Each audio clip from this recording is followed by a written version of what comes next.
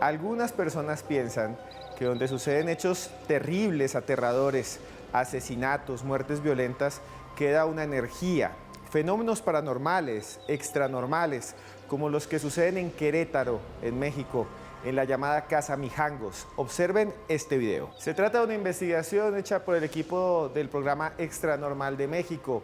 Hoy estamos con algunos de los investigadores y vamos a estar pendientes, como ustedes, en las redes sociales del día de hoy, porque hoy vamos a abrir las puertas del misterio y vamos a estudiar el caso de la hiena de Querétaro.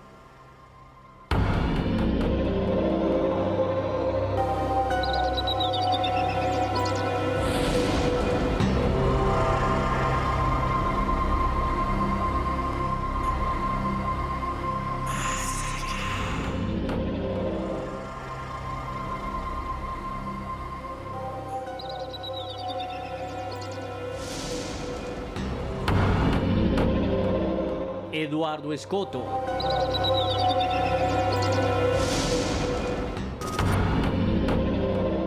Octavio Elizondo.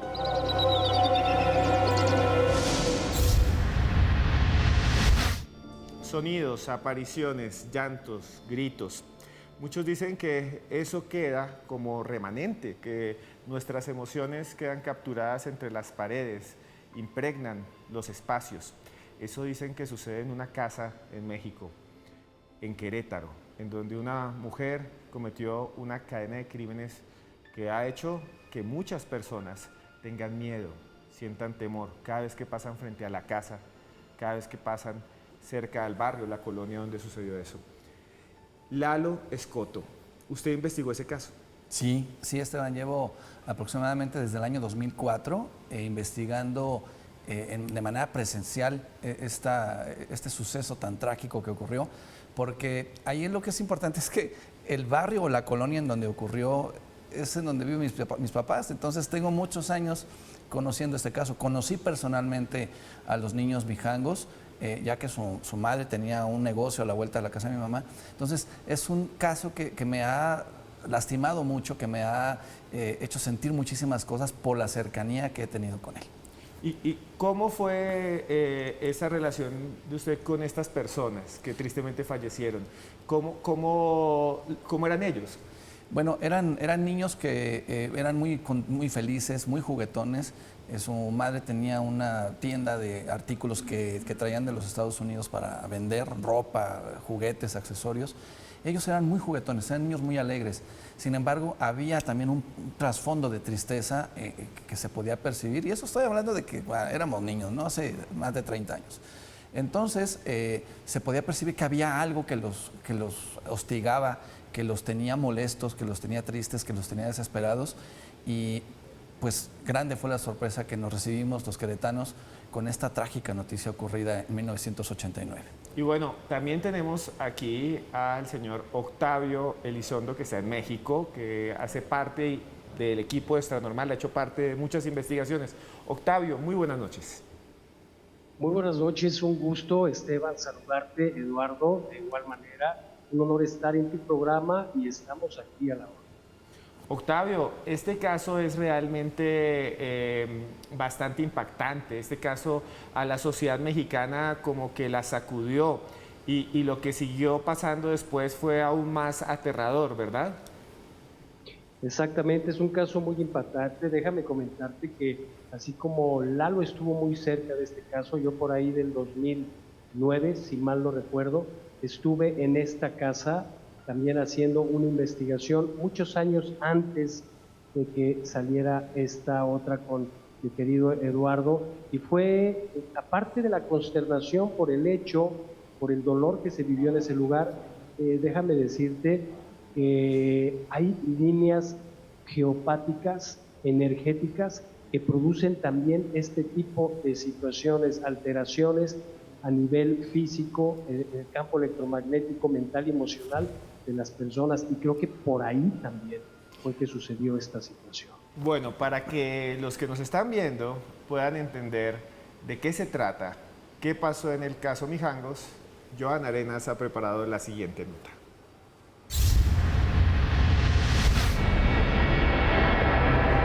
El 24 de abril de 1989, la sociedad mexicana se horrorizó con la noticia de un macabro crimen. Una mujer había asesinado a cuchilladas a sus 3 pequeños hijos en la ciudad de Querétaro. La asesina respondía al nombre de Claudia Mijangos. Claudia nació el 25 de mayo de 1956 en Mazatlán, Sinaloa, en donde era conocida por ser una mujer tranquila e incluso obtuvo un reinado de belleza en su juventud. Años después se casó con Alfredo Castaños, con quien tuvo 3 hijos, Alfredo Antonio, Claudia María y Ana Belén. La pareja se enfrascó en una serie de maltratos y abusos que terminaron en la muerte de los 3 pequeños. Algunos contaban que Claudia era amante de un sacerdote, otros que declaró que no se acordaba de nada y algunos más que la mujer hablaba de sus hijos como si estuvieran vivos. Sin embargo, los exámenes neurológicos determinaron que Claudia padecía epilepsia del lóbulo temporal y esquizofrenia. En la actualidad, algunos investigadores afirman que la residencia en la que sucumbieron los pequeños es un lugar de extrañas apariciones, poltergeists y actividades paranormales. Un lugar al que entraremos de la mano de algunos de los investigadores que han intentado develar los misterios de la casa de los Mijangos, solo aquí, en Más Allá. Bueno, para entender mejor eso, vamos a hablar primero de lo que sucedió. De qué sucedió en los años 80 y cómo impactó a la sociedad mexicana. Y tenemos a alguien que es de Querétaro y tenemos a alguien que conoció a las víctimas.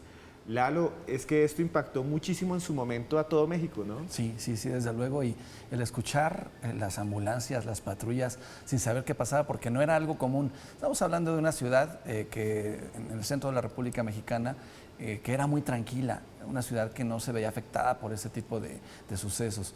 Sin embargo, lastimó de tal manera a la sociedad que hoy en día se le conoce como el estigma de Querétaro. Ha estigmatizado a la ciudad a tal grado que cada año que se cumple un aniversario luctuoso de este fatídico suceso, los periódicos, los medios de radio, de televisión, pues publican nuevas notas acerca de este suceso. Entonces, es un caso muy, muy polémico por la situación que engloba el asesinato pues, de una señora a sus 3 pequeños hijos y de la manera que los asesinó, con 4 o 5 cuchillos de la cocina. Los gritos que escucharon los vecinos. A la fecha, uno puede pasar por esa casa y vamos a encontrar que la casa está completamente abandonada. O sea, nadie la quiere comprar, nadie la quiere rentar, nadie quiere vivir cerca. Las casas de los lados se venden, se rentan, porque no hay nadie que soporte vivir cerca de esta casa, que obviamente, como dice Octavio, es una casa enferma. Y a eso quería preguntarle a Octavio. ¿Se ha construido después de esto tan terrible que sucedió la idea, la leyenda urbana, pero al mismo también hay un montón de testimonios de gente que dicen que algo raro pasa en esa casa, ¿verdad? Como bien dice Eduardo, es una casa que está enferma. En la mayoría de estos casos, en la experiencia que hemos tenido de Extranormal, sabemos que cuando alguien comete un acto tan aberrante como una madre matar a sus hijos, eso es un parricidio, pues hay una sugerencia posible de una entidad o de un demonio que pueda hacer que o la manipule para que haga este tipo de actos. La casa, como bien dices, Esteban, está marcada y creemos, o en lo personal yo creo, que todavía hay algo muy fuerte que habita este espacio. Puede ser una infestación demoníaca, puede ser un demonio que provocó esta situación. Hay en la historia, y esto les quería preguntar a ustedes, primero Lalo, en la historia se ha hablado mucho de las casas malditas, ¿no? Los norteamericanos hablan, por ejemplo, de la famosa casa de Amityville. En Europa tenemos los castillos malditos. Hay gente que dice, por ejemplo, en Inglaterra, que todavía hay apariciones porque allí han pasado cosas. Quisiera preguntarles a ustedes desde el punto de vista paranormal, desde lo que ustedes han investigado, ¿esto tiene de alguna manera una conexión. Es donde sucede la violencia, este lugar queda marcado, este lugar queda infestado, como ha dicho Octavio. Me gustaría, Octavio, que nos explicaras qué significa infestación para los que no conocen. Exactamente, y mira Esteban, ahorita que comentas esto, yo tuve la oportunidad con parte del equipo de Extranormal en el 2018 de estar en Long Island, en Amityville. Hicimos una investigación que se presentó a fines del 2018, una casa muy fuerte. Infestación demoníaca, Esteban, quiere decir que hay una serie de espíritus, entidades, demonios, valga la redundancia, que están habitando este lugar y que son sugerentes para la gente que habite este espacio, que viva en esta casa y que mentalmente esté débil. Eso es muy importante comentarlo. Cuando una casa está enferma, se dice, gran parte de las ocasiones, hasta la misma Iglesia Católica lo dice, que hay una infestación demoníaca. Ocurren fenómenos poltergeist, ocurren en las personas que habitan este espacio, que tienen depresiones, conductas muy extrañas, se vuelven violentas, ocurren suicidios también, y lo peor es que ocurre que atentan contra la vida de las demás personas. En este caso, pues, de Amityville, te lo comento, este joven mató a toda su familia, a sus hermanos. En el caso de Querétaro, pues la señora Claudia Mijangos dio lo mismo. Nosotros acabamos de vivir una experiencia muy similar en León, Guanajuato, de un parricidio de una persona. Hace una semana estuvimos ahí, que mató a sus 2 hijos, ahogó a sus 2 hijos y posteriormente los quemó en el 2013. Entonces, pues esa es la situación. Hay entidades que el ojo humano no puede ver, que a veces no son muy detectadas, pero que procuran y hacen que haya este tipo de situaciones violentas y dramáticas. Lalo, a mí me recuerda lo que nos dice Octavio muchísimo también. Todo lo que se ha hablado, esto es como un contexto antes de que veamos las imágenes que ustedes han traído acá y que vayamos a profundidad sobre las supuestas manifestaciones que se dan en esta casa en Mijangos, pero me recuerda muchísimo, por ejemplo, a las películas del Conjuro. Sí. A los trabajos y a las investigaciones de los Warren, que iban a casas donde habían fenómenos paranormales, donde también habían habido asesinatos, ¿no? La última película habla un poco de eso. Nosotros hablamos, que usted también lo conoce, al descendiente de los Warren. Sí. Y creo que tiene esa conexión entre el lugar maldito, ¿no? El lugar donde ha sucedido algo terrible y que algo queda. El lugar maldito, la cantidad de objetos que tienen pues una energía intromisora, o que se les llaman objetos casas. Películas como Chucky, El Conjuro, con Annabelle, que nos muestran a una Annabelle que se ve terrorífica, pero en la vida real es una muñeca de trapo.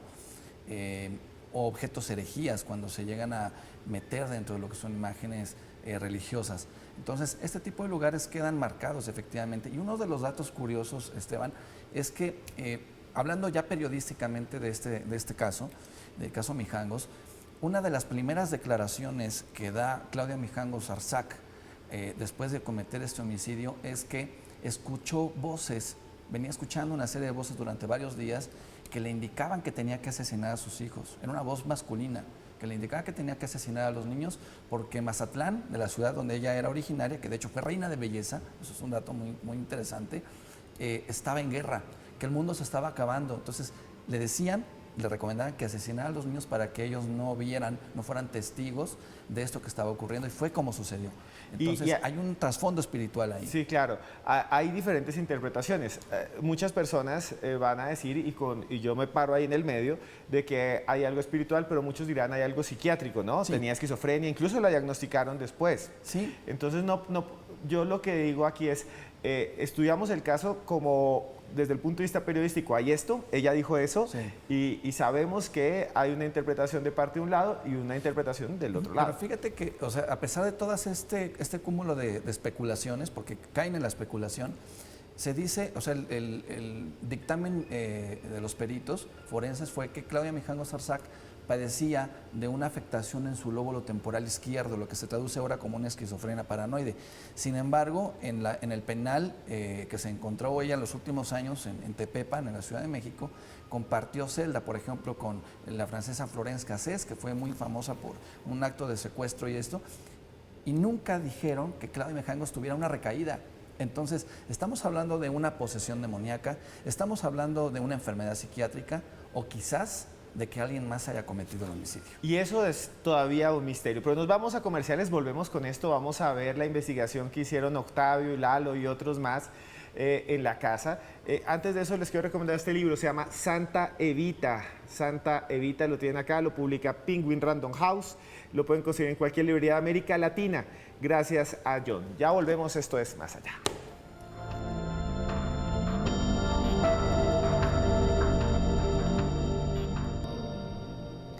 Continuamos en Más Allá en esta noche en la que hablamos del caso Mijangos, de la hiena de Querétaro. Y también hablamos y vamos a hablar de lo que pasó después. Fue ese hecho aterrador el que sucedió en Querétaro, México, en los años 80, y después se fue construyendo una narrativa, una narración que nos interesa mucho a los que nos gusta el misterio. Y es que se dice que había psicofonías, ha habido eventos paranormales, ha habido manifestaciones como olores, por ejemplo, que no se sabe de dónde vienen, justo en esa casa, que como decían nuestros invitados, Octavio Elizondo y Lalo Escoto, suceden cuando las casas quedan marcadas, quedan como impregnadas, o tal vez ya había algo desde mucho tiempo atrás. Yo quiero decirles antes de eso un saludo grandísimo, estaba por aquí FJ Crespo, Diego Pachón, Edison Giraldo, Ada María Gaby, un saludo grandísimo a todos los que nos ven desde Guatemala. Hay muchísima gente, el señor Monroy de Antigua Guatemala, a todos los de Panamá. Hace poco me encontré con una gente allí en Panamá y me saludó y me decían que les encantaba Más Allá del Misterio. Y sobre todo también a la gente de Santa Cruz, Bolivia. Allá está Leo Montejo, que nos escribe todo el tiempo. Dicho esto, hay una serie de eventos que parecen sorprendentes y que van a ver en las siguientes imágenes.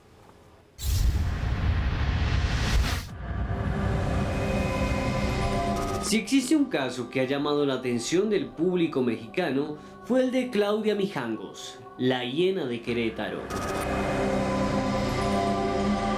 Un caso que se asociaría a extrañas manifestaciones paranormales que ponen los pelos de punta de muchos de los vecinos de la casa en la que residía. Ubicada en la calle Hacienda Vejil número 408 de la colonia Jardines de la Hacienda de la ciudad de Querétaro.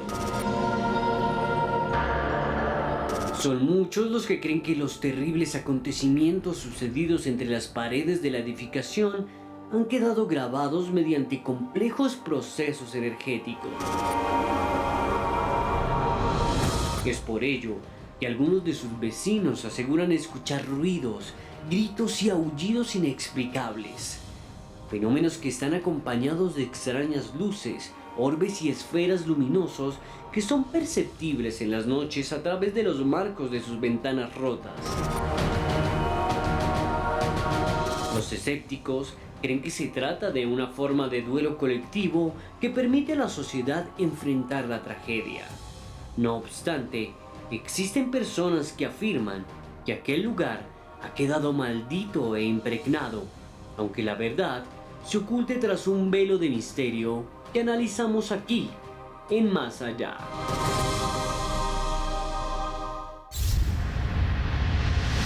Ustedes lo vieron acá, en Más Allá. Y si alguien ha investigado esta casa es el señor Octavio Elizondo y el señor Lalo Escoto. Lalo, ¿cómo empezó usted a interesarse por esta casa? ¿Cómo llegó a la casa? Fue uno de los primeros casos que logré investigar en el año 2004, con un documento que nos brindó la Policía Estatal, porque siempre ha estado abandonada esta casa. Nos dieron el acceso a poder hacer la investigación. Duré 15 días acampando. 15 días. Dentro de esta casa, experimentando unos fenómenos realmente muy impresionantes. O sea, usted se fue a vivir allá 15 días. 15 días. Entonces, a veces los fenómenos paranormales no es que atiendan a uno por cita, ¿no? Nos vemos a las 9 de la noche, a las 9 de la noche se aparecen, no. hay que estar en el momento y en el lugar adecuado para captar este tipo de evidencias. Normalmente los 24 de abril es cuando se llegan a percibir mucho más estos fenómenos. Que es el día del crimen. Que es el como día el del cumpleaños del día del crimen. Sí, entonces, año 2004, 2005, la primera vez 15 días.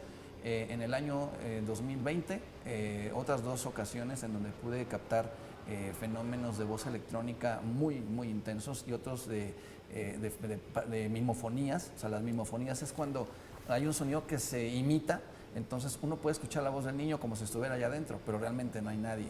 Entonces, es un caso que vengo investigando desde el punto de vista periodístico, desde el punto de vista criminalístico, apoyado con peritos en grafoscopía. Pudimos determinar que la firma en el diario escolar de Claudia María, la niña más grande, pues no tenía problemas de psiquiátricos o problemas emocionales con la mamá, sino con el papá. También un estudio de rasgos nos indica que la persona con rasgos psicóticos no era Claudia Mijango, sino era el ex esposo. Entonces nos apoyamos de todos estos elementos para poder posteriormente realizar una investigación paranormal y fundamentar el por qué existe este tipo de hechos en estos lugares. Octavio, usted también ha investigado este caso de una manera bastante profunda. ¿Cómo llegó usted al caso y cómo se acercó usted a la casa? Te voy a decir y extractar qué sucedió. Hicimos una investigación en Extranormal, como te comento, por ahí del año del 2009, y ese fue mi primer acercamiento. Yo ya había escuchado de este caso, pero no había profundizado en lo que había sucedido ahí al 100%.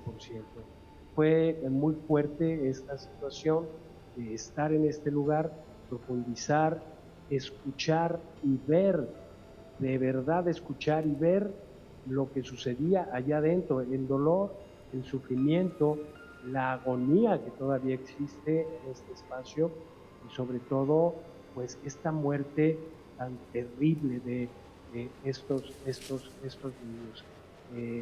Así fue como yo me acerqué a este caso.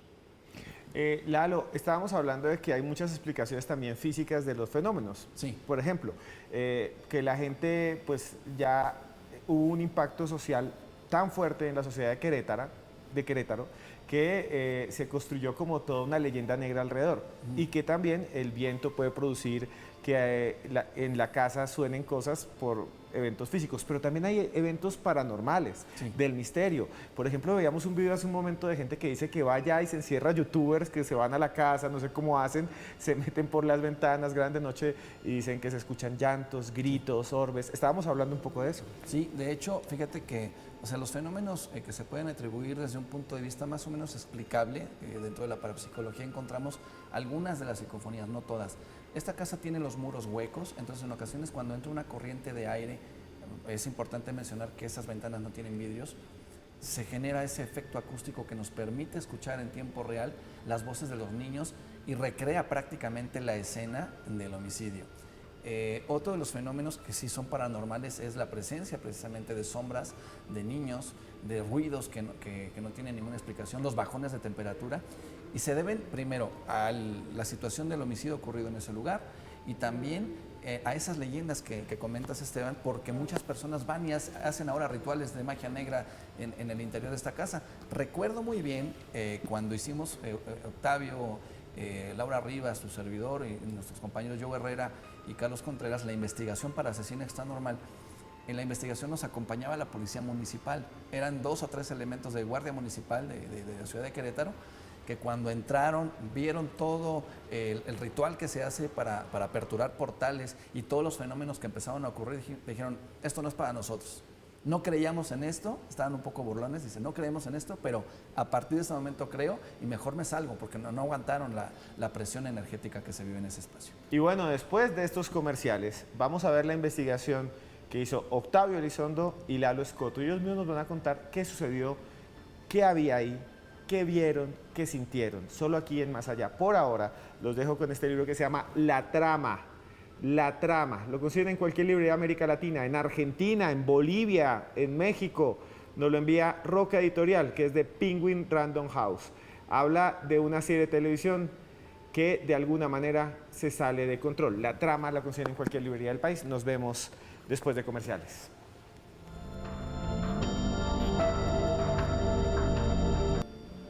Continuamos en Más Allá en esta noche en la que hablamos del caso de la hiena de Querétaro, con un investigador de Querétaro, México, aquí en Más Allá, que participó en un programa que se llama Extra Normal. Nos escribe mucha gente de México, un saludo grande a los de Culiacán, Sinaloa, que últimamente me están escribiendo mucho y allá nos vamos a ver, voy a visitarlos. También nos escriben mucho desde Quintana Roo, desde todos estos balnearios que nos ven muchísimo, mientras nos escribe un muchacho que se llama Jean, que dice que trabaja en un hotel y ve nuestros videos cuando descansa. Un saludo a toda la gente de Quintana Roo en México. Si a usted le gustan estas grabaciones, si le gusta este programa, busque ya mismo un canal de YouTube que se llama Los Audios de Cruz Escribiente. Escribe usted Los Audios de Cruz Escribiente y tiene podcast de misterio y los presento yo también. Así que pásense para allá y suscríbanse.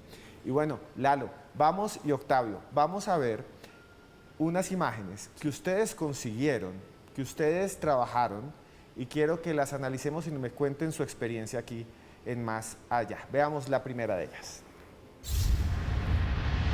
Aquí es precisamente la cocina, en donde, el área donde se supone que Claudia Mijangos tomó los cuchillos con los que asesinó a estos 3 pequeños. Es esta la zona donde y que mira, es utilizado para hacer rituales. Ve los restos de las velas. Octavio, acabamos de ver unas imágenes que son bastante impactantes. La casa se ve abandonada, llena de grafitis. Hay unas personas que dicen que no se puede habitar. Los vecinos dicen que ven sombras de personas. Es realmente un ambiente tétrico, ¿no? ¿Qué se siente entrar a esa casa, Octavio?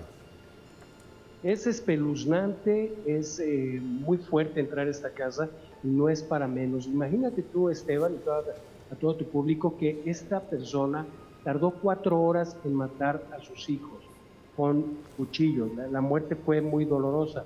Y esta casa está tapiada. Ahorita vimos las imágenes. Y está tapiada, ¿por qué? Porque, bueno, fue vandalizada y, como bien comentaban, se hacen trabajos y rituales de magia negra ahí, aprovechando la energía que ahí existe. Pero importante es decirte que la vez que nosotros vimos esta investigación, los mismos vecinos y colonos de aquí, con miedo, pero se acercaron a nosotros y nos comentaron, que a las 12 de la noche y casi toda la noche se escuchan todavía los gritos de los niños, el dolor de los niños, y cómo corren huyendo de su madre. Es espeluznante, Esteban, este espacio y este lugar. Lalo, eso es realmente impresionante. Sí. Vamos a ver la segunda nota parte de ustedes para que la analicemos aquí.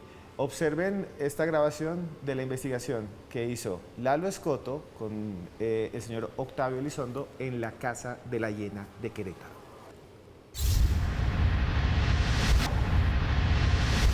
Eduardo, quería preguntarte, estas imágenes que vimos, ¿en qué lugar de la casa fueron? ¿Qué sucedió allí?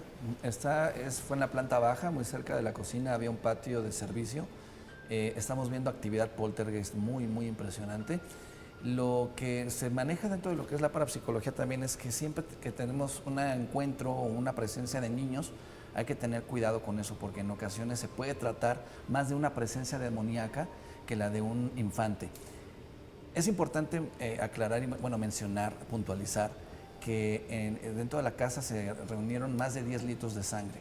10 litros de las víctimas. De las víctimas. Y prácticamente los estuvo, como dice Octavio, acuchillando durante más de 4 horas por toda la casa. Alfredito, el más pequeño de 6 años, él lo encontraron en lo que era la parte de las escaleras que suben al segundo piso, en esa primera planta.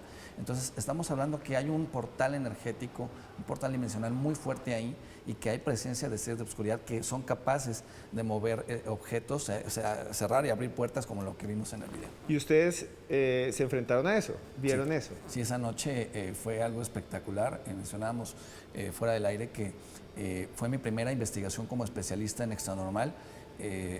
Mi amigo el productor Felipe Sendejas me invitó a realizar otra investigación con ellos eso fue un día jueves o viernes, y el día lunes me requería para estar en la ciudad de San Luis Potosí, y me enfermé muy fuerte el estómago por la cantidad de energía que se maneja en ese espacio. Octavio, ¿cómo fue su experiencia? ¿Qué fue lo que más lo impactó a usted de la casa como persona, como investigador? ¿Qué fue lo que usted sintió ahí que definitivamente lo marcó y lo impactó? La verdad es esa energía que se queda ahí, ese portal que se queda abierto, que se quedó abierto, que va a ser bien complicado cerrar. El dolor, lo repito, pero no quiero ser reiterativo en eso, pero el dolor y el sufrimiento de estos pequeños, y lo que más me impactó fue que hay una presencia muy fuerte dentro de este espacio, una que yo detecté, puede haber más, y esa presencia es la dueña de esta casa. Hasta ahorita, como bien dice Eduardo, no ha sido de nuevo habitada, no puede ser habitada, y el terror que hay ahí adentro. De hecho, hay una de las escenas de la investigación donde nuestro productor, Felipe Sendejas, iba con la cámara y salió despavorido. En otra parte de esta casa, él se quedó, y lo debe de recordar Eduardo, se quedó sin poderse mover, se quedó estático durante unos minutos, segundos, porque la energía era muy fuerte ahí. De verdad, yo creo que esto es uno de los casos más fuertes que existen en México, y yo creo que es uno de los casos que, preguntando tu pregunta, Esteban, impactó la muerte de estos niños y el dolor y el sufrimiento de toda una ciudad y del pueblo mexicano. Eduardo, ¿qué fue la manifestación paranormal que más lo impresionó? Psicofonías, movimientos poltergeist, que para que los televidentes sepan, la parapsicología dice, la pseudociencia de la parapsicología dice que el poltergeist es la manifestación física, que mueve objetos, o también psicofonías, que son grabaciones, ruidos o sombras, y otros dicen que se ven orbes. ¿Qué fue lo que más a usted lo impactó? Bueno, normalmente las psicofonías no son captadas, o sea, no son escuchadas en tiempo real. Se escuchan ya hasta el momento de revisar el material y de armar toda una nota. Pero lo que sí me impactó fue las mimofonías, el escuchar a niños detrás de nosotros, justo en la recámara principal, en donde fueron encontrados ya los 3 cuerpos, porque se escuchó muy claro en lo que era el baño. Esa parte, y otra que no nos dimos cuenta en ese momento, pero que los televidentes la encontraron ya al momento que salió el programa al aire, y es que en las escaleras, cuando estamos mencionando que había fallecido el niño Alfredo ahí, en la parte del fondo se alcanza a ver una pequeña sombra, como que se asoma, como que está observándonos, y son ese tipo de fenómenos los que más me han impactado en este lugar. Ahora, es importante mencionar, recuerdo que cuando grabamos Asesina Extranormal, y no me va a dejar mentir Octavio, me preguntaba, que veía algo en mí que me hacía sentirme un poquito mal con el caso, porque estaba muy reciente la liberación de Claudia Mijangos después de cumplir su condena. Por términos legales no puedo indicar cuáles son mis descubrimientos que he hecho sobre este caso, pero te puedo asegurar que Claudia Mijangos no es culpable. Ella está libre en este momento. Ella ya está libre, está en un hospital psiquiátrico. Eso lo vamos a contar. Después Joana Arenas nos tiene una presentación de eso, pero desde su punto de vista ella es inocente. Ella es inocente. Hay una carta que ella le escribió de puño y letra a un periodista queretano, mi amigo Manuel Paredón Cornejo, que me enseñó la carta, en donde ella está dispuesta a realizarse una sesión de hipnosis regresiva con tal de demostrar qué pasó realmente esa noche en esa casa. Sin embargo, bueno, pues la hipnosis todavía no está considerada dentro de un proceso legal, un proceso penal, entonces no es válida, pero algo pasó ahí y las pruebas pues ahí están para quien quiera buscarlas. Octavio, una pregunta. En ese momento que ustedes entraron en la casa, ¿hubo manifestaciones, digamos, poltergeist? ¿Usted pudo verlas? Sí, claro, hubo manifestaciones muy fuertes, movimiento de las puertas de la casa, de las ventanas de la casa, empezó a ser una temperatura de verdad como si abrieras un refrigerador de la morgue dentro de la habitación donde quedaron tendidos los niños, donde los dejó en su cama después de haberlos matado, y era impresionante. Aparte de esa situación, lo que comenta Lalo es muy acertado, en esa parte del baño donde había una tina. Yo cuando entré a ese lugar, de verdad, ves la tina, sientes lo que hay ahí, cierras tus ojos, ves una cantidad de sangre tremenda que hay en ese espacio. Los fenómenos... Sí, y es sorprendente eso. Vamos a ir a comerciales y después les vamos a contar la conclusión de qué fue lo que pasó ahí, qué pasó con Claudia Mijangos, ¿Qué es lo que encontró Lalo Escoto y que todavía sigue buscando, y Octavio Elizondo?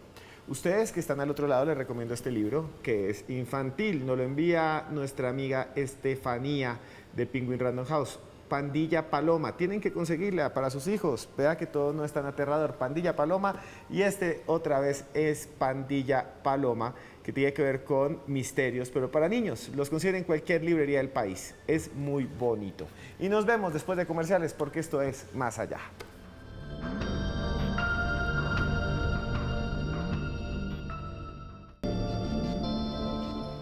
Continuamos en Más Allá en esta noche en la que hablamos del terrible caso de Claudia Mijangos en Querétaro, México. Y para analizarlo tenemos, como siempre, a alguien que siempre investiga el misterio y nos envía sus notas, alguien que hace parte de este programa, la señorita Joana Arenas. Muy buenas noches, Joana. Buenas noches, don Esteban. Usted junto a nuestros invitados de hoy ha hecho un amplio recorrido sobre esta cruel historia de la hiena de Querétaro, pero yo sí quisiera contarle qué pasó con esta mujer, cuál es la historia de Claudia Mijangos después de haber asesinado a sus 3 hijos. Pues resulta que en 1991 pues ella fue recluida al encontrarla culpable de este asesinato. A 30 años de prisión, el 24 de abril del 2019, fue dejada en libertad. Aquí ustedes pueden ver las imágenes mientras ella va saliendo del centro de reclusión junto a algunos de sus familiares. Pero bajo orden judicial, esta mujer debe permanecer en constante medicación, revisión y vigilancia. Por eso es que sus familiares decidieron recluirla en una clínica psiquiátrica privada para poder contar con las condiciones adecuadas y manejar la salud mental de Claudia Mijangos. Yo sé, Esteban, que junto a nuestros invitados tienen mucha más información de este terrible caso de la hiena de Querétaro. Yo pues lo actualizo claramente sobre lo que pasó con esta mujer y nos vemos en una próxima ocasión. Bueno, la historia va en que ella, que fue apodada la hiena de Querétaro, y después de todo lo que sucedió, fue liberada y ahora está en un hospital psiquiátrico, como nos dice Joana. Sí, salió libre el 24 de abril de 2019.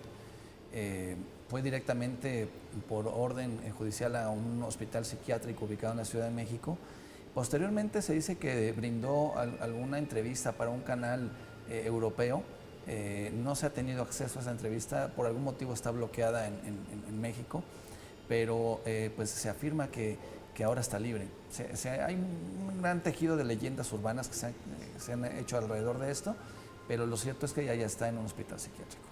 Octavio, quería preguntarte si ha seguido existiendo actividad paranormal a pesar de que ya está libre, que ya se ha olvidado un poco. La casa sigue abandonada, ¿verdad? Y sigue existiendo este tipo de actividad, Octavio.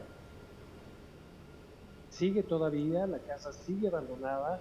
De hecho, bueno, hay evidencias de gente que se ha metido a hacer brujería en este espacio y la actividad sigue todavía en este lugar. Así que yo creo que seguirá por mucho tiempo porque estos lugares quedan marcados y energéticamente son muy, muy negativos.